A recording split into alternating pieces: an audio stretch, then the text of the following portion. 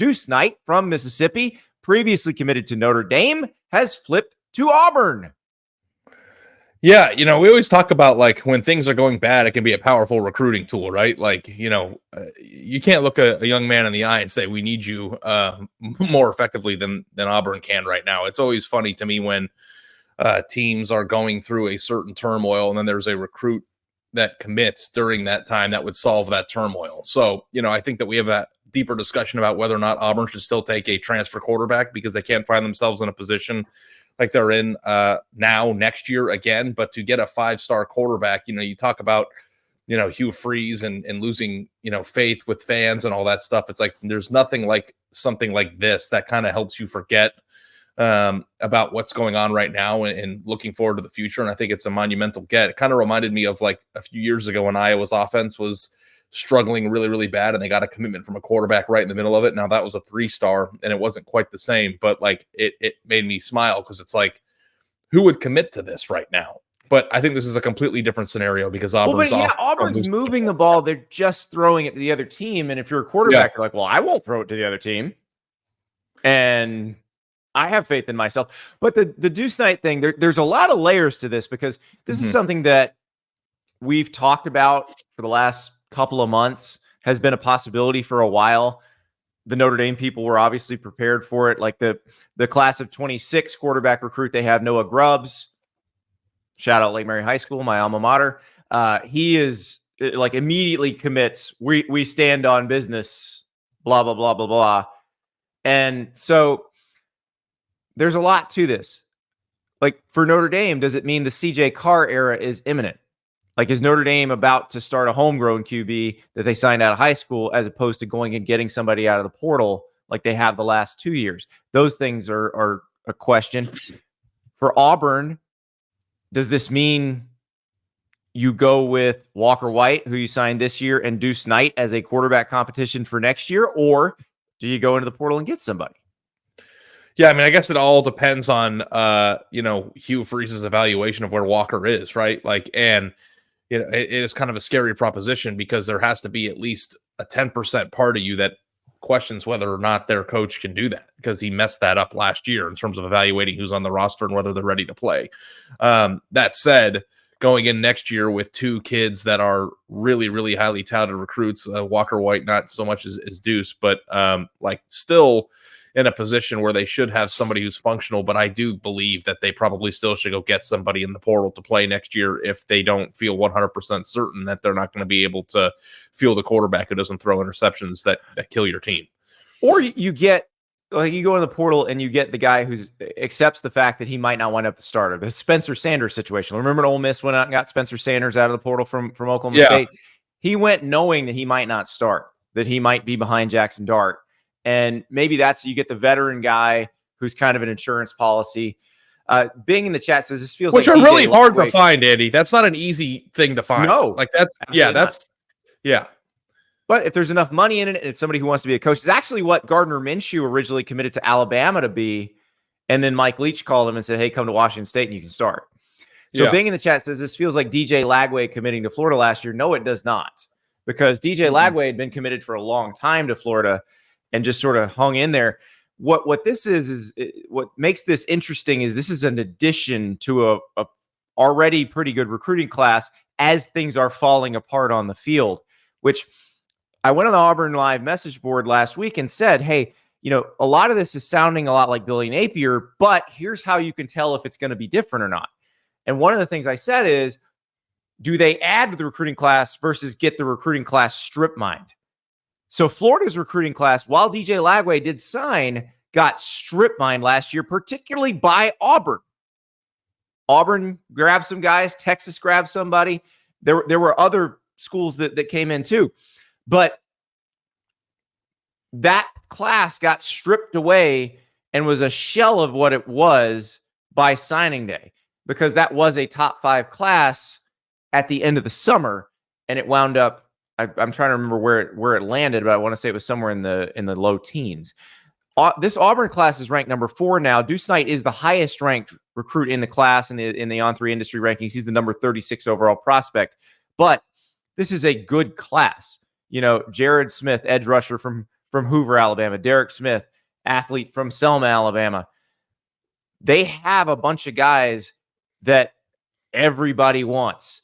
So if they can keep those guys, regardless of what happens on the field, that's a good sign for Hugh Freeze. Yeah, and this is a lot different than the Florida situation, Andy, because I think that Billy Napier's seat was probably a lot hotter at this moment a year ago than Hugh Freeze's right now in terms of just like the end of the class and how people were feeling about the direction of the program. And then two, like you also have to take into account like where Auburn was as a recruiting outfit before Hugh Freeze arrived. And like just looking at this recruiting class alone is just like a breath of fresh air because they weren't even involved with players like this, let alone getting them. So like this is you know, though we've been critical of Hugh Freeze and his way of handling the on the field issues this year, I think that he said some things that maybe he shouldn't have said. I don't think there's any question that you can see the tea leaves that, or read the tea leaves that this program is at least headed in the right direction. Like and again, like you said earlier on the show, this isn't an Iowa situation where Auburn's team is just dreadful. Like they actually are actually okay. I think they're going to be competitive in most of the SEC, if not all the SEC games they play this year. If they had a quarterback that didn't turn it over a lot, it's possible they might have won a few more games, including beating Oklahoma. So it's not like this team is in the dumpster right now. It's frustrating, and their coach is acting in a way that should frustrate you. But when your coach who's acting in a way that should frustrate you goes out and gets a 5-star quarterback that flipped from Notre Dame, and you have guys in your class that you wouldn't have been recruiting 2 or 3 years ago, you can at least see the repair is underway. How long you give him to complete the repair, I guess, is the next part of the story. But like, I think that Auburn is doing the right things to address the issues right now. And I think that's the number one thing that you need to look for whenever a coach is taking over a program. Well, so here's the thing. On the field, there's still some work to be done. And like I said, it's not hopeless because they are moving the ball. They're just throwing it to the other team. I think it's fairly hopeless this week. Like, I don't think they're going to beat Georgia. But they need to win at least one of the next 4 games. If they could go 2-2 in this stretch, it would be huge. It would be huge. So at Georgia, at Missouri, at Kentucky, come back home, play Vanderbilt. You got to win at least one of those. If you lose to Vanderbilt at home and Diego Pavia beats you again after he beat you with New Mexico State, I'm not sure what you can do at that point. Then you worry about the recruiting class falling apart. Then you worry about the vultures swooping in. As long as you can win one of these, and preferably if you can win 2 of them, you can say, hey, look, we're coming out of this. We got this great class. You tell the guys in the great class, hey, you're playing next year. We need you. Hold the line. Like, yeah, that's for sure. Yeah. I just don't know that there could be a better remedy or, fix to an ailment than getting a 5-star quarterback right now. Like, I think that this feels better probably. And you know what, Andy, I think you need to, talk some sense into me because I do think that I am like more in bad years recruiting oriented. I would rather see a 5-star quarterback and a bunch of kids commit to your team when you're losing than win a bunch of games that don't really matter. I know that ultimately this is about winning and losing, but like whether or not I believe Hugh Freeze is going to be successful at Auburn, whether they beat Kentucky in those games that you just mentioned really has no bearing to me. I think what has bearing is whether or not he's bringing in better players and has a quarterback coming in to save this thing. Because like what's going on with the team right now is still, part of the situation. I mean, you know what? He did choose. Let me explain to you why you're wrong on this. Sorry, I will talk you out of it. Yeah, talk me out of it because I've always been this way. This isn't just an Auburn thing. Yeah, this isn't Conference USA. You can't just win by bringing in better players. They play in the SEC. Everybody brings in great players. If you can't coach them on the field, you're sunk. You're hopeless. You're cooked. So you bring in all the great players you want, you're still going to lose. You have to prove you can coach them on the field. That's why you've got to win some of these games. But if the reason why you're losing, let's break this down in a bad at math podcast scenario. Okay. Now, this is complicated because we have some parentheses and, we got to do some, order of what's it called when you have 2 equations. Order of operations? Excuse my dear Aunt Sally. We have some order of operations to deal with because some of the roster ailments, as we've said on the show, like Auburn's quarterback situation is Hugh Freeze's fault. So like that's also under the umbrella of coaching. So, like, the thing here is, of the percentage of the reason why Auburn is losing, how much of a percentage is it based on the roster that has been in place, right? And a lot of the roster that's been in place as a result of a coach before Hugh Freeze. And how much of it, percentage-wise, would you put on Hugh Freeze's shoulders? 50-50. Okay. Because they're playing well enough to win the games, but they're not playing well enough to win the games. They're not winning them. But statistically, they are in the ballpark to win the games. They're there. Decisions are being made during the games that are costing them the games. And those are coaching decisions.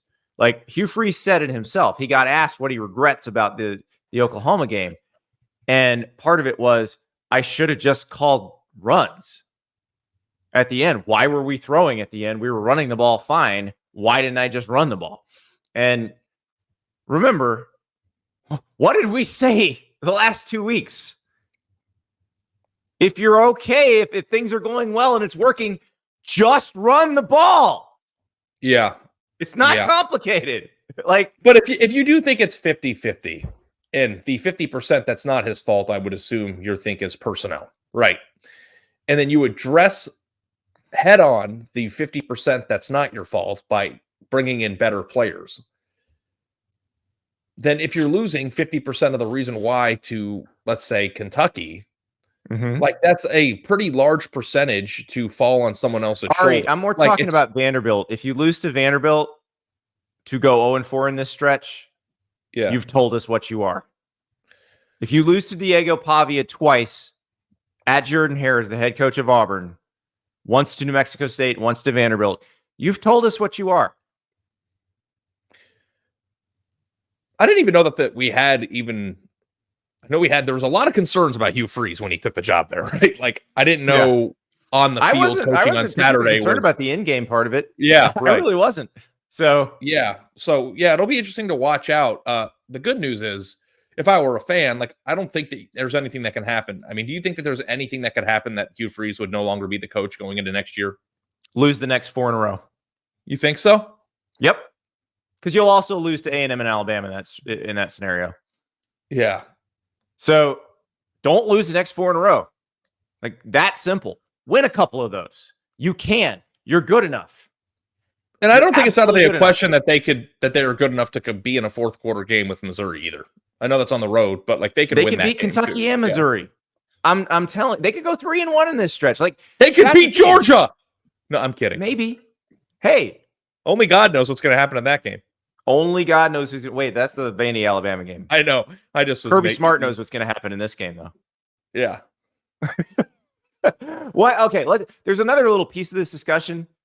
I do want to spend a minute on the Notre Dame part of the discussion. Yes, we do need to. Because Notre Dame has started Sam Hartman last year, Riley Leonard this year. They've gone into the portal. They've not gone with guys that they recruited out of high school. Now, obviously, Marcus Freeman. This is year 3 as a head coach for him.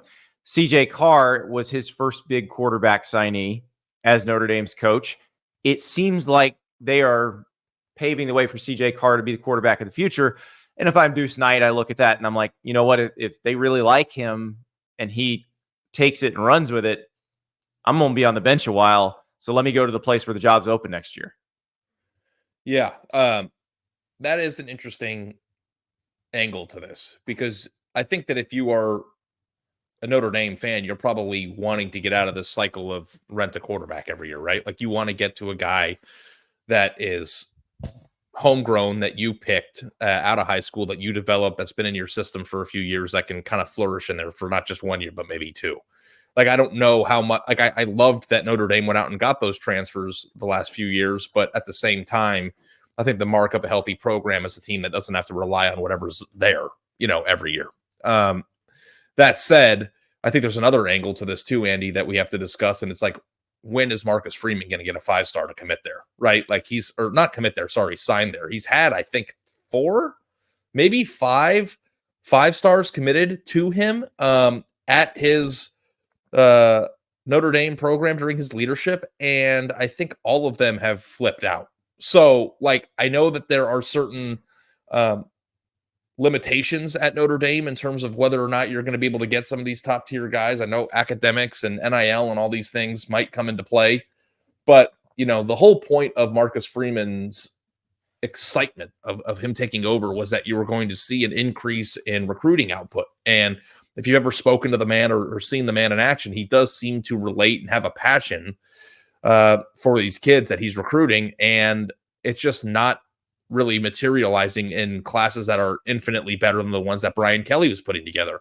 And funny enough, Brian Kelly didn't seem all that interested in being that insanely attached to the recruiting aspect of this. So, like, at a certain point, you want to see Notre Dame. I will point out Brian Kelly's accent in the chat. Will Black is a 5-star according to us at On3. He's not a 5-star in the industry rating. So if the other services fall in love with Will Black the way our Charles Power and Cody Belair have, which if you've ever met Will Black, you should. He's insanely Canadian and also incredibly athletic for a 6'7", and 280-pound dude. The most appropriate position signs with Notre Dame. So, and it would be the most appropriate position for Notre Dame to sign a 5-star at, right? Like, if Notre Dame just signed a bunch of 5-star offensive tackles and linebackers, like, that would be the most Notre Dame thing ever. Like, I'm just hoping, like, I've been hoping that the skill position talent at Notre Dame would see an uptick. And it wasn't just a quarterback position, because I think Sam Hartman and Riley Leonard are probably good enough to win if you have a team around you. But the reason why Notre Dame has been so challenged when they've gotten to the largest stages in the sport this year is because they get smoked at the skill. And, like, part of the reason why is they don't bring those guys in. So, like, when you see a player like Deuce Knight committed there and he had been there for months, you're like, okay, I can see they got CJ Carr. Was CJ Carr a 5-star? I can't remember. I think he was very highly rated. It very close, but he wasn't. But, they seemed at times so close to breaking through their artificial recruiting ceiling under Marcus Freeman, and it just slips away. And I think that's probably pretty frustrating for them too. I think they'll be fine. I mean, you keep getting guys ranked in the 40s nationally. Like, so according to the On3 industry rankings, 1, 2, 3, 4 guys in the top of their 24 class were in the top 60 overall. So yeah, it's pretty good. Yeah. Couple recruiting services like those guys, just a tad bit differently. One of them pops into the 5-star ranks. I mean, it's not that they're not that far off.